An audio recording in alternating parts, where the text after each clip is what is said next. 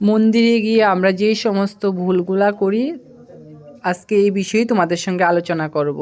যারা যারা আমার চ্যানেলটিতে নতুন অবশ্যই চ্যানেলটিকে সাবস্ক্রাইব করে পাশে থাকো, সবাইকে দেখার সুযোগ করে দাও, শেয়ার করে।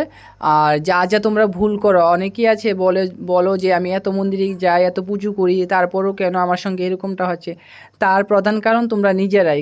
কেননা মন্দিরে গিয়ে তোমরা অনেক ভুল করো, যাদের জানেনি তারা কিন্তু অনেক ভুল করে। যেমন প্রথম কথা হচ্ছে কি, মন্দিরে কখনো খালি হাতে যেতে নেই। যে কোনো মন্দিরে তুমি যাও খালি হাতে, তুমি মন্দিরে গেলে ভগবান তোমাকে খালি হাতে ফিরিয়ে দেবে, প্রথম কাজ।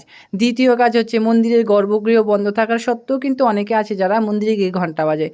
তুমি যখন ঘুমাও তখন তোমাকে যদি কেউ ডিস্টার্ব করে, তাহলে তুমি কি তাকে ভালোবাসা দেবে না আশীর্বাদ দেবে? তুমি নিজেই ভেবে নিও, তোমরা নিজেই ভেবে নিও।